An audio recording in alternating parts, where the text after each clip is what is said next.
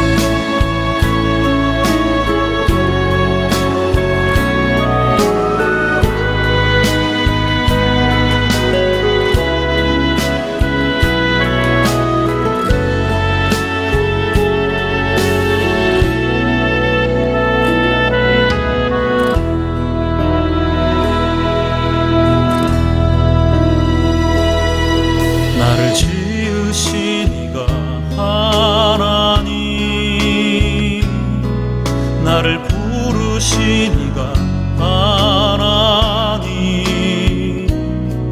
나를 보내신 이도 하나님, 나의 나 된 것은 다 하나님 은혜라. 나의 달려갈 길 다가도록, 나의 마지막 다하도록, 나로 그 십자가 품게 하시니, 나의 나 된 것은 다 하나님 은혜라. 한량없는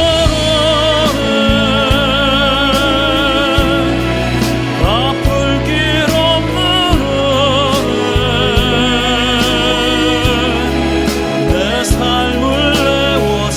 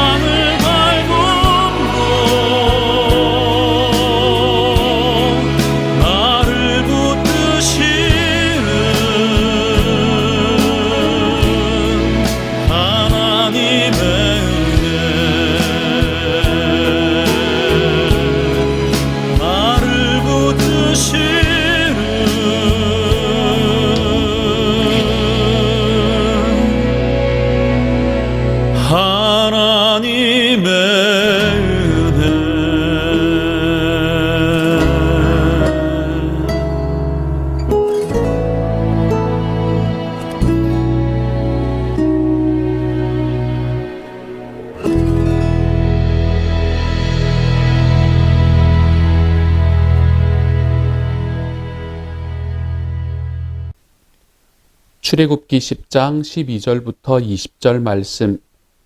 여호와께서 모세에게 이르시되 애굽 땅 위에 내 손을 내밀어 메뚜기를 애굽 땅에 올라오게 하여 우박에 상하지 아니한 밭의 모든 채소를 먹게 하라.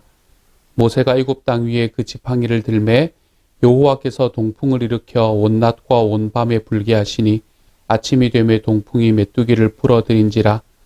메뚜기가 애굽 온 땅에 이르러 그 사방에 내림에 그 피해가 심하니 이런 메뚜기는 전에도 없었고 후에도 없을 것이라.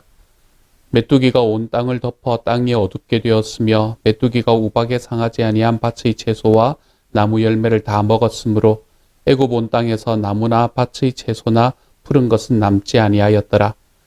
바로가 모세와 아론을 급히 불러 이르되 내가 너희의 하나님 여호와와 너희에게 죄를 지었으니 바라건대 이번만 나의 죄를 용서하고 너희의 하나님 여호와께 구하여 이 죽음만은 내게서 떠나게 하라.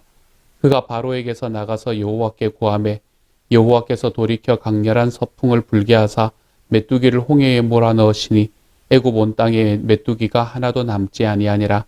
그러나 여호와께서 바로의 마음을 완악하게 하셨으므로 이스라엘 자손을 보내지 아니하였더라. 아멘. 우리가 어제의 말씀에서 바라보면 모세와 바로 간의 딜이 잘 되지 않았던 것을 우리가 발견할 수 있습니다. 두 사람이 만나가지고 어느 사람이 나갈 거냐 이제 이런 질문들을 하고 바로가 너희 백성이 전체가 다 나가는 것은 너희에게 좋지 않다. 그걸 자기가 어떻게 합니까? 그렇죠? 하지만 어쨌든 이 바로 이 자기의 자신감 교만함으로 가득한 바로는 그거 너희에게 좋지 않다. 그러니까 너희 중에 일부만 나가서 예배를 그걸 드리고 하나님께 제사를 드리고 그리고 나머지 사람들은 여기 남겨두어라 라고 이야기를 하지요. 그랬더니 모세가 우리는 다 나가야 되겠습니다 라고 이야기를 하니까 이 둘 사이의 협상이 끝이 나지 않습니까? 그렇죠? 이렇게 둘 사이의 협상이 끝이 나자 오늘의 말씀에서 원래 이 모세가 이야기했던 것처럼 하나님께서 모세에게 이야기하셨던 것처럼 이제 큰 메뚜기 떼가 그 이집트 땅을 덮치는 것을 볼 수 있게 됩니다. 이때 당시에 메뚜기 떼는 그렇게 드문 게 아니었었습니다. 드문 일이 아니라 생각보다 꽤 자주 일어났던 일이었어요. 그렇기 때문에 그냥 일상적인 자연현상 중에 하나라고 생각할 수 있는데 오늘의 말씀에서 이때 모세가 주었던 하나님께서 모세를 통해 주었던 메뚜기 떼의 특징은 다른 어떤 메뚜기 떼보다 훨씬 더 컸다. 오늘의 말씀에서는 그러한 메뚜기 떼를 본 적이 없었다. 이제 이런 이야기를 할 만큼 너무나 커다란 메뚜기 떼들이 이집트 전역을 덮치는 것을 오늘의 말씀에서는 이야기를 하고 있습니다. 저도 메뚜기 떼를 직접 본 적은 없는데 이 영상을 통해서 메뚜기 떼가 지나가는 것을 본 적은 있거든요. 메뚜기 떼가 한번 뜨면 하늘에 어떤 것도 보이지 않습니다. 이렇게 쫙 한번 뜨면 완전히 그냥 태양이나 그렇지 않으면 다른 어떤 것도 다 막혀버리고 그리고 그것이 한번 내려왔다가 그리고 움직이잖아요. 그러면은 거기에 있던 모든 곡식들이 완전히 전멸하는 것을 제가 영상을 통해서 본 적이 있습니다. 그렇기 때문에 이때 당시에 이만큼 큰 메뚜기 떼가 닥쳤다라는 것은 이제 이집트의 그 해의 수확은 끝이 났다라는 것을 이야기하는 거예요.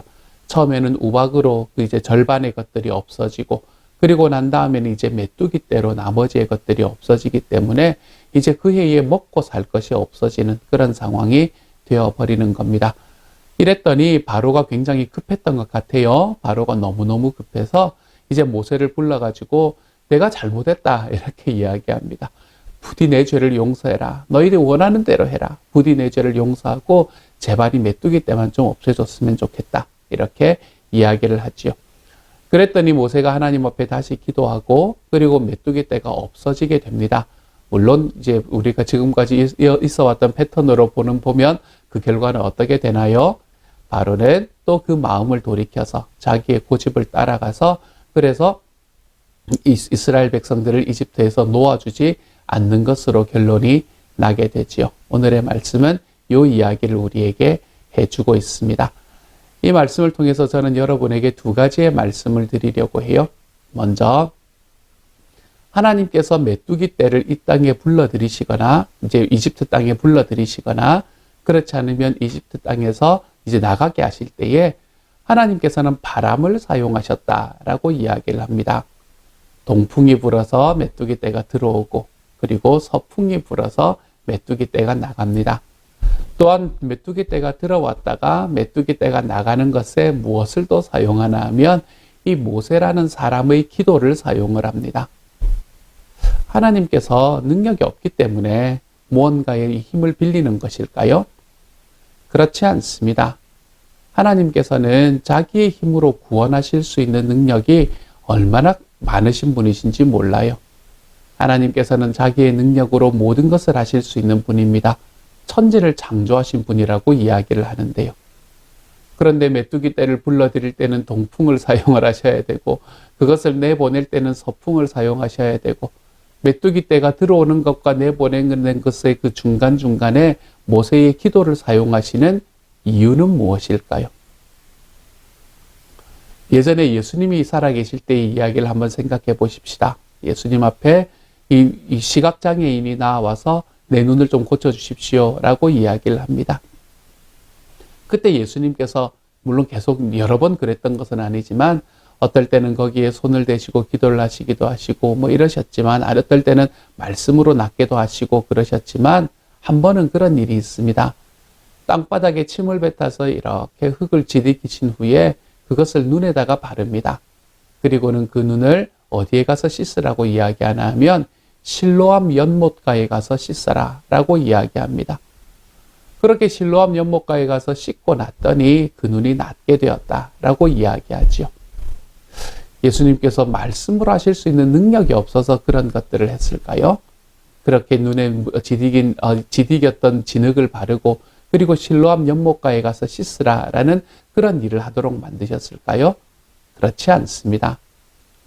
하나님께서는 구원하실 수 있는 능력이 충분하신 분이십니다. 그런데 한 가지 우리가 기억할 것은 뭔가 하면 하나님의 구원은 다른 무언가를 사용해서 하시는 구원이 대부분이라는 사실입니다. 특별히 무엇을 사용합니까? 하나님께서는 사람들을 사용하셔서 하는 구원을 하시기를 즐기시는 분이라는 사실이에요.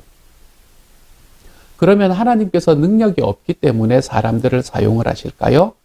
그렇지 않지요. 하나님께서 사람들을 사용하시는 이유가 무엇일까요?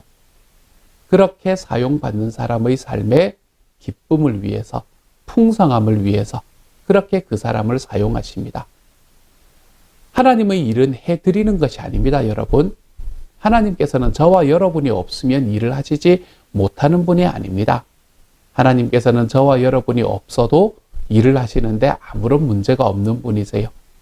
좀 매정하게 느껴지실지는 모르겠지만 사실은 저와 여러분이 없으면 하나님께서 혼자서 하시면 더 일을 잘하실 수 있는 분이 바로 우리 하나님이십니다.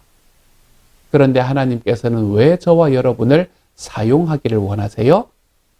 저와 여러분의 행복을 위해서 그렇게 하시는 겁니다. 우리는 하나님 앞에 사용받는다라고 이야기하는 이 이야기가 내가 하나님을 위해서 무언가를 해드린다라는 생각을 하시지 않는 삶으로 들어가기를 소망합니다. 저는 우리가 하나님을 위해서 뭔가를 하는 것이 아니라 하나님께서 나를 위해서 나를 사용하여 주신다. 내가 없어도 상관이 없는데, 내가 없어도 그 일이 이루어지는 데는 아무런 문제가 없는데 하나님께서는 나의 삶에 은혜를 주시기 위해서 나를 사용해 주신다. 우리가 이것에 대한 분명한 확신이 우리의 마음속에 다가올 수 있는 하나님의 사람이 되었으면 좋겠습니다. 그럴 때에 우리가 주님의 일을 하면서 마음에 불평이 생기지 않습니다. 우리가 어떤 데서 보다 보면 어떤 일을 하는데 나는 정말 열심히 하나님의 사역을 하려고 노력하는데 다른 사람은 가만히 있는 것을 보게 됩니다. 그러면 우리는 보통은 어떻게 생각할 때가 많나 하면 나만 일하고 쟤는 왜 저러고 있느냐 이렇게 이야기하며 불평과 판단으로 들어갑니다. 그렇지만 하나님께서 하나님의 일을 하시는데 나를 사용하여 주시는 것 사실은 필요 없는데 나를 사용하여 주셔서 내 삶의 은혜와 행복이 넘치게 하려는 것이다 라는 것을 우리가 안다면 우리는 그런 상황에서 어떻게 고백할 수 있게 되나 하면 나도 그렇게 여기에 있어야 될 필요가 없지만 하나님께서 은혜로 나를 선택하여 주셔서 내가 지금 이 일을 할 수 있겠구나. 그래서 얼마나 감사한지 모른다. 라는 마음으로 바뀔 수 있게 되는 겁니다. 기억하십시다, 여러분. 우리 주님께서는 동풍이 없고 서풍이 없고 이 모세라는 사람의 기도가 없어도 저와 여러분의 노력이 없어도 하나님은 하나님의 일을 하시는데 아무런 문제가 없으신 분이십니다.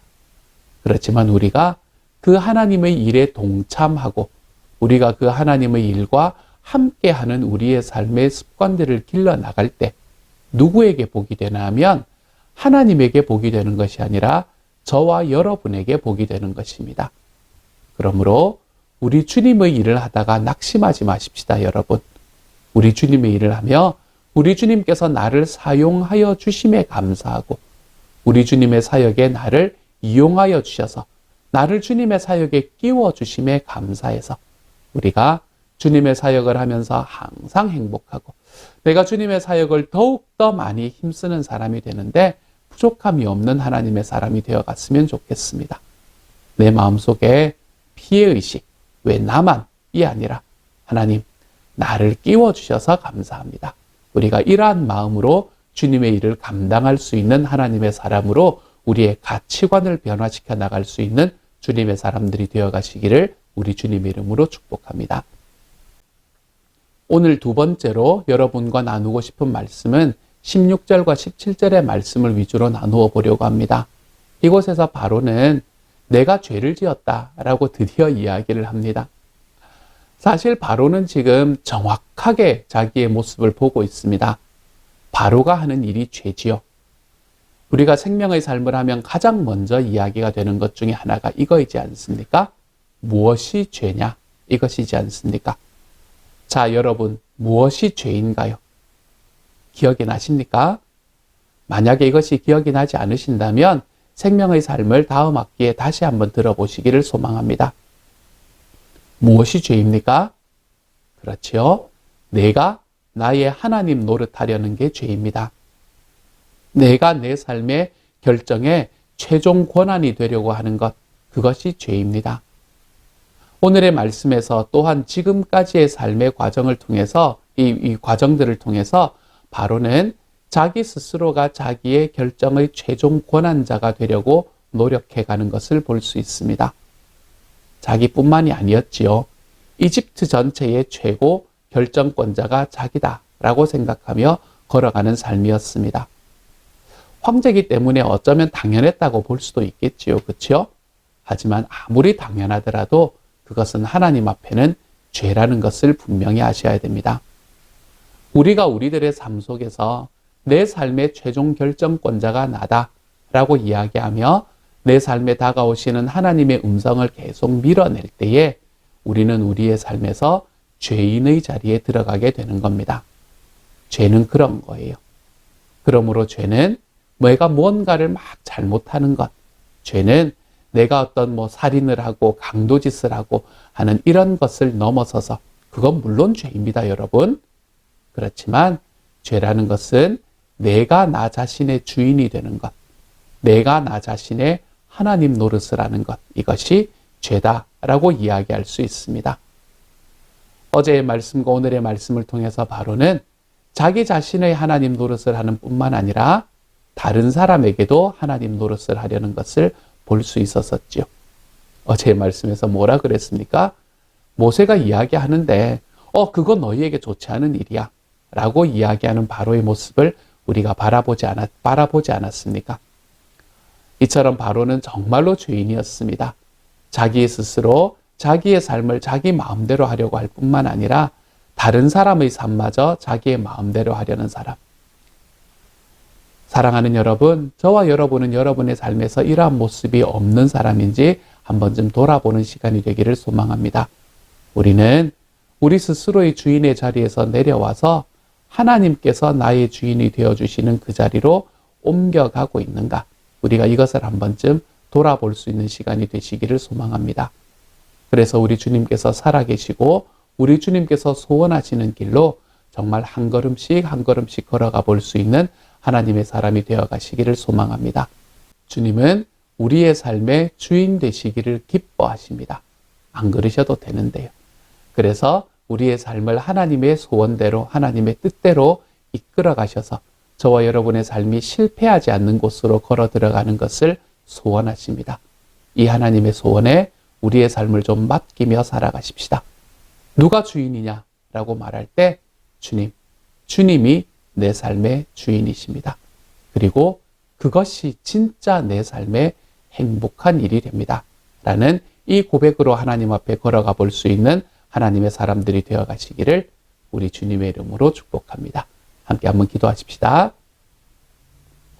사랑하는 하나님, 새벽 예배를 함께 드리고 수요 예배를 함께 드리는 우리 모든 식구들에게 하나님의 사랑을 부어주시고 주님의 능력을 부어주십시오.